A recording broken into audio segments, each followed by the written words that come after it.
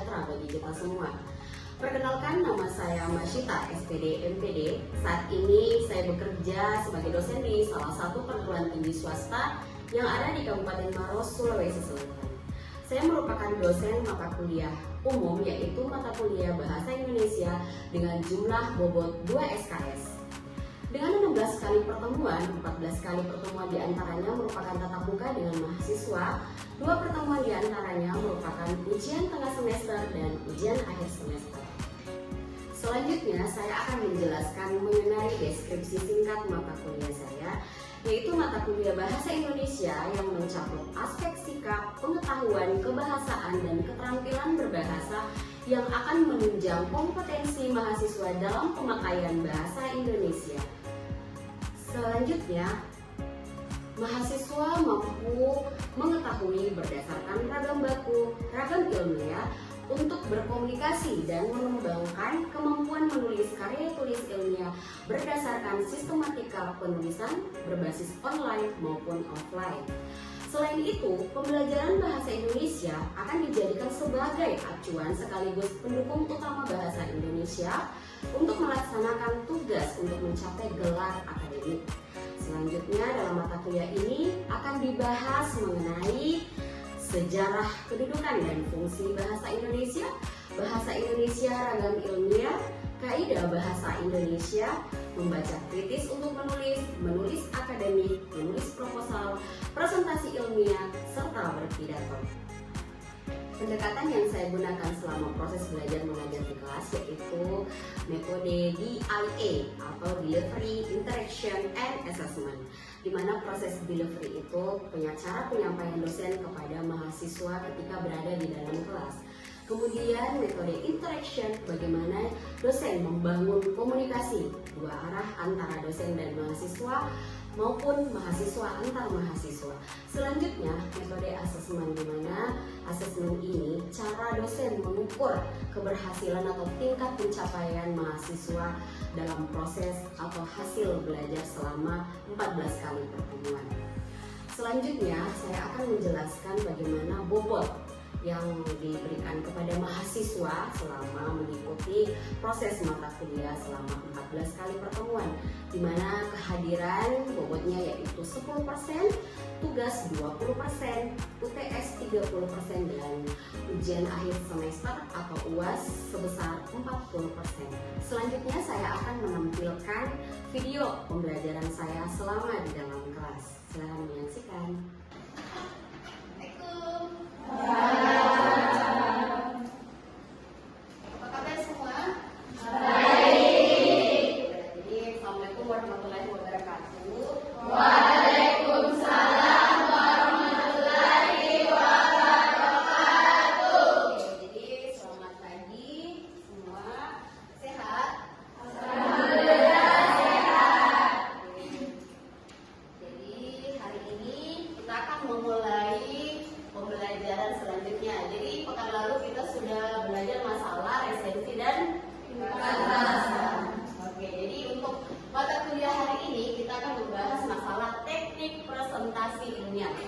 Oke, disiapkan semua buku dan pulpennya.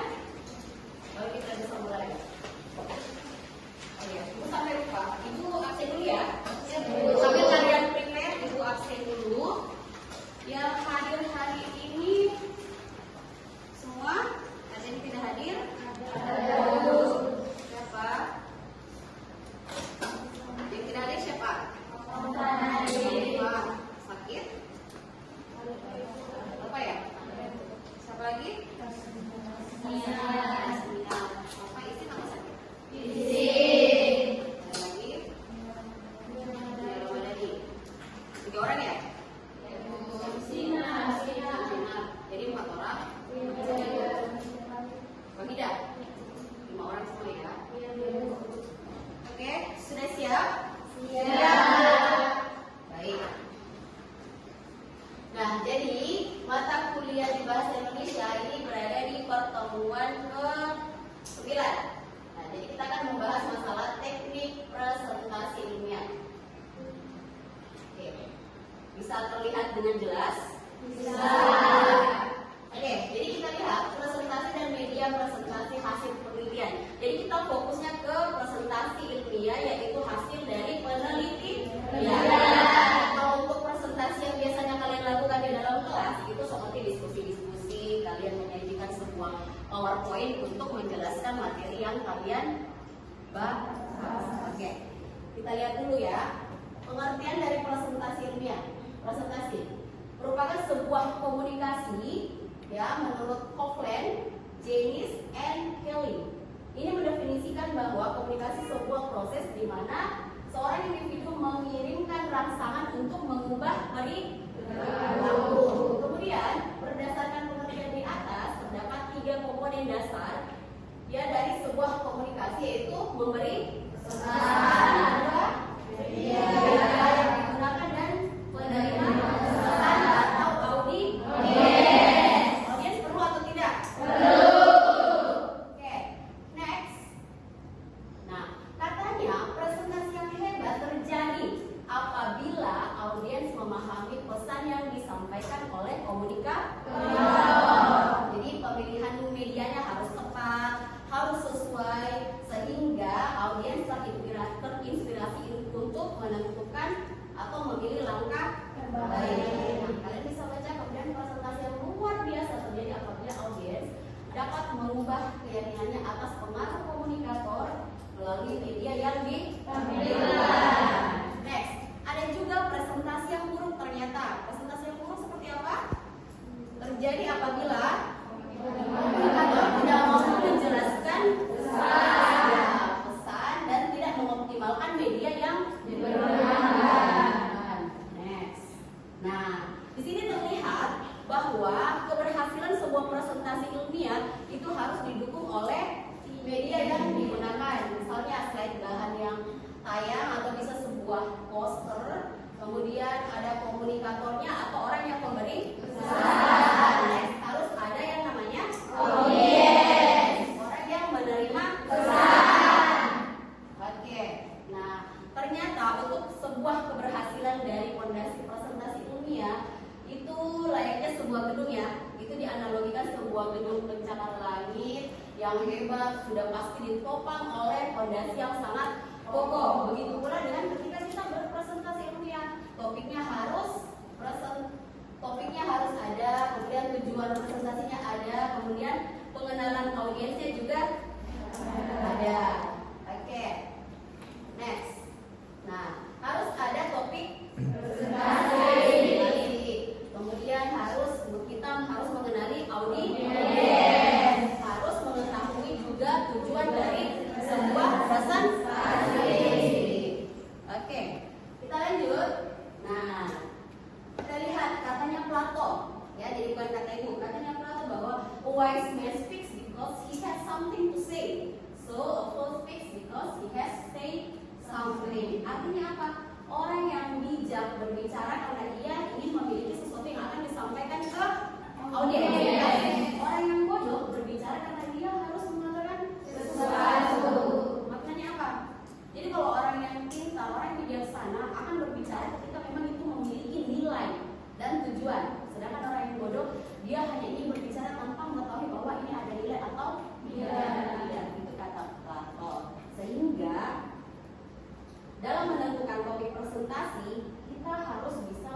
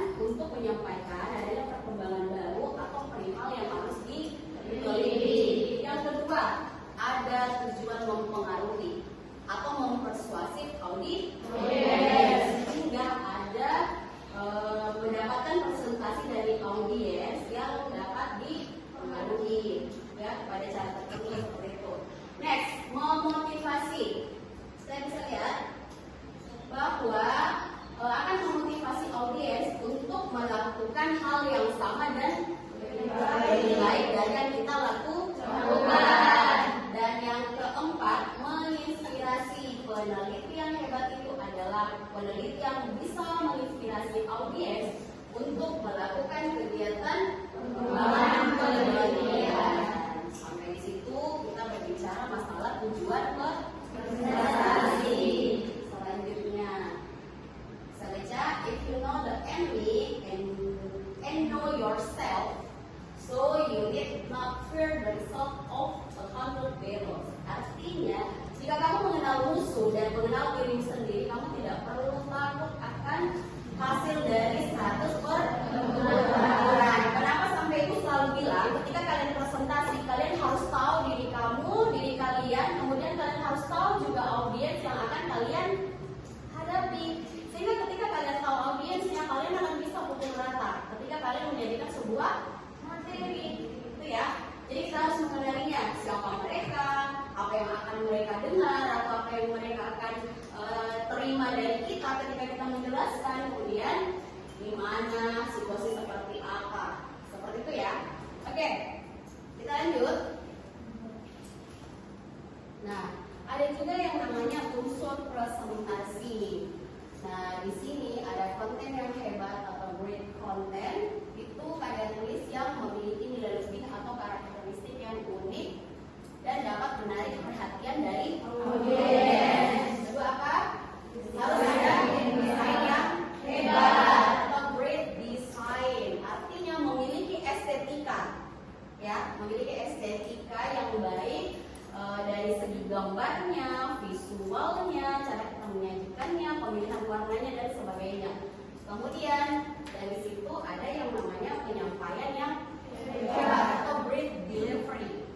Jadi ketika kita presentasi, jadi jangan hanya PowerPoint-nya yang bagus, tetapi cara kita juga harus menyampaikannya juga harus bagus, seperti itu. Jadi kalau ketika unsur ini berkorelasi dengan baik, insya Allah cara presentasi yang kalian bisa berhasil dengan baik. Ya, paham? Oke, next. Nah, ada yang bisa baca? Ada yang bisa baca ya? The video teacher tells, the good teacher explains, ya maaf, ibu typo. The superior teacher demonstrates, and the great teacher inspires. Ya, katanya guru yang biasa-biasa saja itu hanya sekedar memberi tahu. Jadi hanya sekedar memberi tahu berarti dia lebih ke pasif. Yang kedua apa?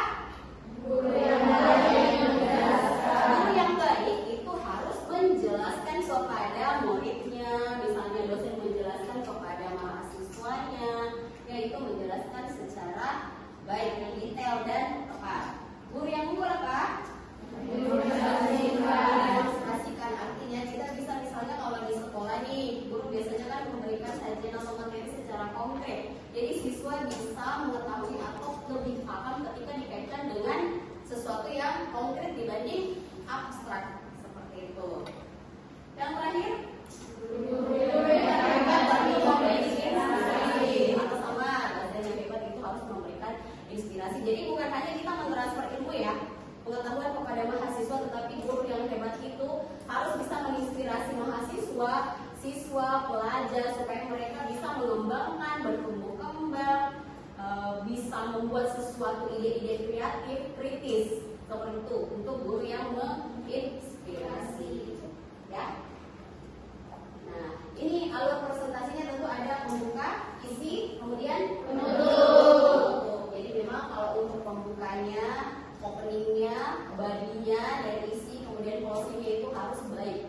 Nah, di pembuka biasanya kita harus membuka presentasi itu dengan cara yang menarik supaya kesan pertama begitu menggoda istilahnya, ya, kesan pertama begitu menggoda sehingga audiens itu tidak akan berpaling dari siapa? Dari kita, dari materi, ya, materi. Kemudian dari konten atau substansinya. Nah, konten atau itu harus signifikan ya. Jadi kita harus mulai dari pendahuluan, latar belakang, pemahaman. Jadi kita harus menjelaskan substansinya dengan baik, ya.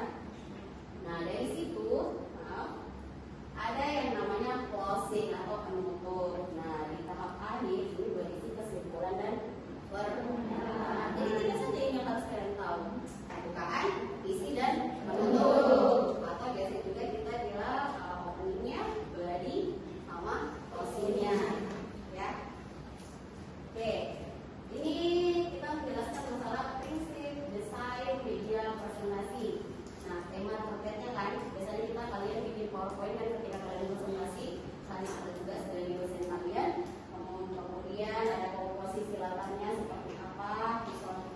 visualnya yang kuat, yang bagus, kemudian teks dan citranya itu PDF presentasi harus terbaca dengan baik. Ya, jadi kalau yang dari belakang sana itu harus jelas kelihatan. Dari segi warnanya juga kita harus kontras ya. Jadi warnanya itu harus kawin istilahnya. Jadi jangan pakai warna-warna yang membuat audiens itu tidak menarik atau dia lebih kesilau ya. Jadi tidak bisa membaca. Paham? Paham. Nah, ini tekniknya salah satunya. Kita bisa menyampaikan cerita tersebut dengan gambar. Nah, ini bisa terbaca dengan audiens, oleh audiens. Kemudian ini bisa kita lihat ukuran fontnya. Kalau di judul kita bisa pakai ukuran fontnya 32. Ya. Untuk subjudulnya kita bisa pakai font 24. Kemudian untuk penjelasan singkatnya kita bisa pakai font 18. Jadi tidak kita membuat PowerPoint itu tidak serta-merta kita seenak diri kita untuk membuat. Jadi kita memang harus perhatikan apa yang harus menjadi sebuah etika penulisan yang baik. Nah, komposisi warnanya. Jadi nanti Ibu akan bagikan PowerPoint-nya ya. Kalian bisa lihat saja dulu komposisi warnanya seperti ini. Jadi bukan hanya dari bahasa ya, dari segi warna juga kita sudah pelajari bahwa simbol atau tanda itu memiliki makna tertentu. Ya. Oke, itu tadi ya. Jadi sampai sini ada yang mau bertanya sebelum Ibu lanjut? Oke, Ilmi, silakan Ilmi. Baik, terima kasih Bu. Di sini saya mau nanya, kenapa sih opening presentasi itu penting? Apa dengan kita tidak opening presentasi kita itu justru kelihatan jelek atau memang sepenting itu opening presentasi yang baik? Oke, Ilmi, ya. Oke, ini pertanyaannya Ilmi, mengapa di opening presentasi itu perlu ya atau penting? Ya, penting sekali karena dari gambaran umum openingnya itu audiens tahu apa yang harus kita sampaikan, materi apa yang akan kita sajikan. Nah, dari situ kan orang sama halnya ketika kita di judul koran kan kita lihat, sama judul cerpen kita lihat. Biasanya kalau di openingnya ada judulnya seperti ini, kita bisa penasaran kira-kira isinya apa sih, ceritanya apa sih. Sama dengan di penelitian ini, oh judulnya seperti kira-kira hasil penelitiannya seperti apa, kemudian judulnya kira-kira itu apa. Jadi memang kalau bertanya masalah opening itu penting, ya sangat penting karena tidak mungkin dong kita langsung ke isinya kita apa nih langsung kan. Nah, jadi itu tidak bisa, harus ada openingnya. Kalau ada opening tentu harus ada yang namanya closingannya, tentu harus ada isinya. Jadi ini bagian dari yang tidak bisa dipisahkan sama antara kepala, badan sama kaki, itu harus ada. Paham ya? Oke, ada lagi sebelum Ibu lanjut? Oke, kita lanjut ya. Tadi saya sudah menjelaskan mengenai tata cara bagaimana kalian atau memberikan juga tips ketika kalian berpresentasi ilmiah atau menyajikan sebuah materi di depan audiens. Nah, sekarang Ibu meminta saya 2 orang untuk mempraktikannya.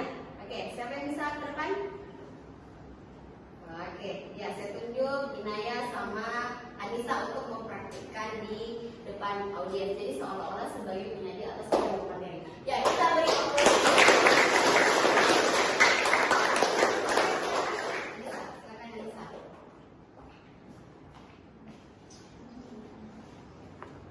Ya, jadi berperan ya, Anissa berperan sebagai penyaji, nanti menyajikan sebuah materi singkat kepada audiens. Dan kita lihat dari segi cara dia mempresentasikannya, kita lihat. Oke, silakan ini. Assalamualaikum warahmatullahi wabarakatuh. Waalaikumsalam warahmatullahi wabarakatuh. Dan juga selamat pagi semuanya. Pagi. Hari ini perkenalkan nama saya Anissa Isani Putri Arsyad dengan NIM 244050034. Hari ini saya akan membahas mengenai topik yaitu kalimat efektif. Pertama, terima kasih kepada Ibu Masyita selaku dosen pengampu pada mata kuliah hari ini, dan juga teman-teman sekalian yang akan menyimak presentasi saya sampai dengan selesai. Lalu untuk materi yang akan saya sampaikan yaitu tadi tentang kalimat efektif. Kenapa sih kalimat efektif ini itu penting? Karena dalam kalimat efektif itu baik kita melakukannya baik itu tulisan lisan maupun tulisan itu pasti memerlukan ketepatan makna dalam menyampaikannya seperti itu. Dan kenapa sih itu penting? Karena pada saat kita menyampaikan pasti perlu yang namanya ketepatan makna dan juga kejelasan maknanya seperti itu. Oke, sudah? Ya, terima kasih untuk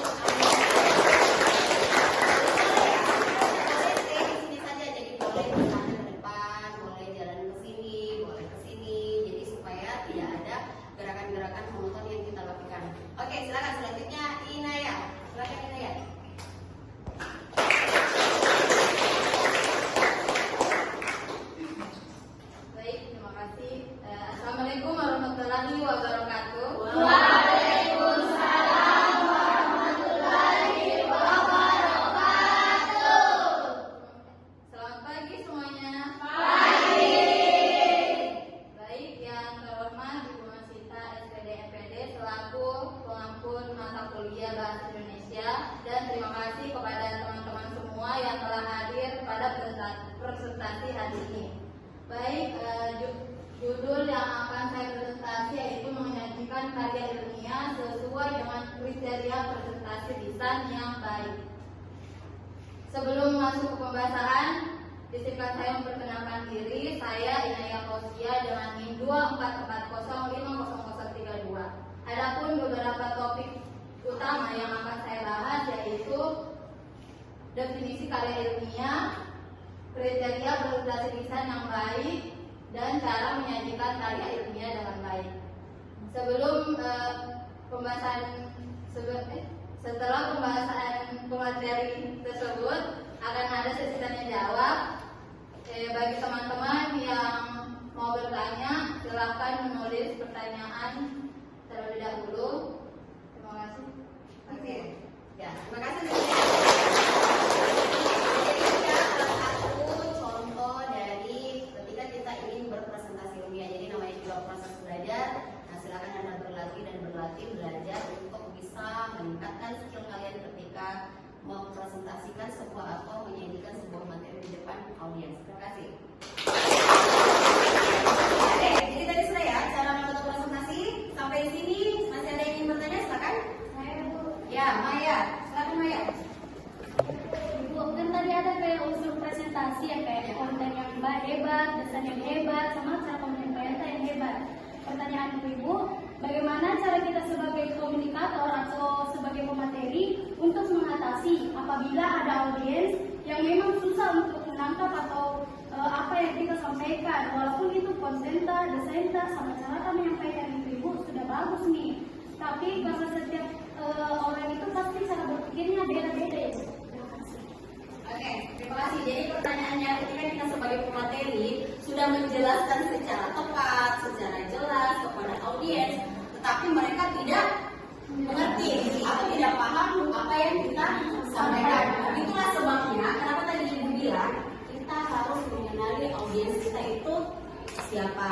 Jadi kalau misalnya seperti itu, kita gunakan bahasa yang lebih sederhana. Kalian berikan contoh-contoh. Saya yakin dan percaya ketika kita sebagai pemateri, penyaji, memberikan contoh yang konkret, yang sesuai, insya Allah audiens itu akan paham. Jadi memang peran kita sebagai penyaji, bagaimana caranya kita bisa menjelaskan materi kita supaya mereka tahu dan paham. Ya, jadi gunakan bahasa yang sederhana, sesuai dengan background dari audiens kalian. Itulah kenapa sampai kenali audiens Anda. Jadi contohnya, misalnya kalian nanti presentasinya di pendidikannya yang strata sosialnya ya, dari segi pendidikan itu jauh berbeda dengan Anda. Otomatis kalian tidak boleh menggunakan kata-kata yang apa? Iya, kata-kata yang tinggi, bahasa yang sulit, yang tidak mereka pahami, Seperti itu ya. Jadi kenali audiens Anda siapa sebelum kalian membuat sebuah materi presentasi. Sesuaikan topiknya, seperti itu. Masih ada lagi yang ingin bertanya?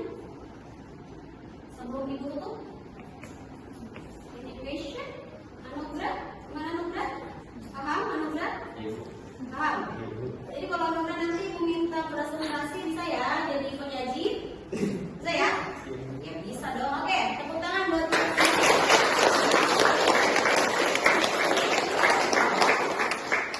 jadi tadi sudah ya, jadi mulai dari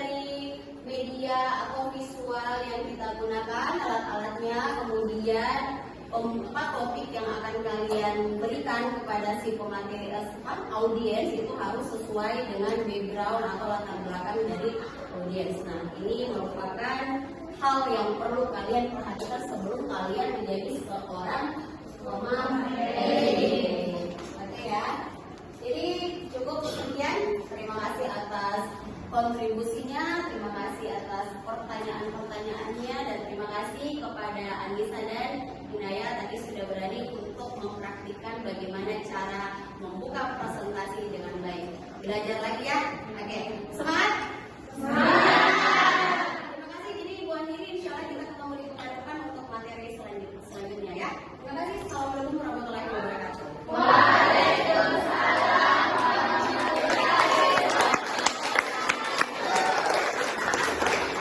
Demikianlah penjelasan deskripsi singkat mata kuliah saya serta proses pembelajaran saya selama di dalam kelas. Terima kasih. Lebih dan kurangnya mohon dimaafkan. Wassalamualaikum warahmatullahi wabarakatuh. Selamat pagi dan salam sejahtera bagi kita semua.